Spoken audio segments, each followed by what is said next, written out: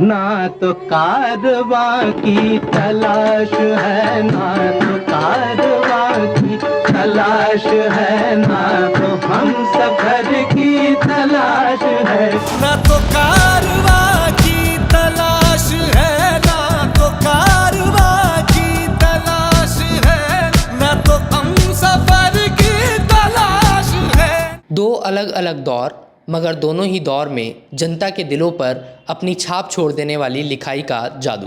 धुरंधर film में लोगों के दिलों पर अपनी एक खास छाप छोड़ी है। जहां तक मूवी के बिजनेस की बात की जाए तो हिंदी सिनेमा की कुछ गिनी चुनी सबसे बड़ी फिल्मों में से एक उभर कर धुरंधर आई है। अब तक पिक्चर की कुल कमाई वर्ल्ड वाइड 1000 करोड़ से ज़्यादा हो चुकी है। आने वाले दिनों में पूरी उम्मीद है कि मूवी शाहरुख खान स्टारर जवान और पठान दोनों ही पिक्चर्स के रिकॉर्ड तोड़ देगी। धुरंधर की कुल कमाई 1100 करोड़ रुपए से ज़्यादा प्रोजेक्ट की जा रही है।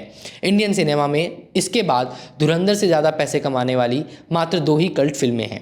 पहली आमिर खान साहब की दंगल और दूसरी प्रभास स्टारर बाहुबली 2। इस रिकॉर्ड के बाद धुरंधर अपना नाम इंडियन सिनेमा के इतिहास में दर्ज कर देगी। मगर बिजनेस के अलावा धुरंधर के और भी बहुत सारे कल्चरल इम्पैक्ट्स रहे, जिसमें से एक है ये गाना, जिसका कंपैरिजन हमने आपको वीडियो की शुरुआत में दिखाया। इश्क जलाकर, जिस गाने को शाश्वत सचदेव ने एक बार फिर से रीपर्पस किया है। साल 1960 में आई फिल्म बरसात की रात में इस गाने को रिलीज़ किया गया था और तब इस गाने को एक कव्वाली के तरीके से रिलीज़ किया गया था। सुपरस्टार मधुबाला और उनके साथ भूषण जी के ऊपर इस गाने को फिल्माया गया था। तब भी इस गाने ने उस दौर में सिनेमा के चाहने वालों के दिलों पर खास इम्पैक्ट छोड़ा था।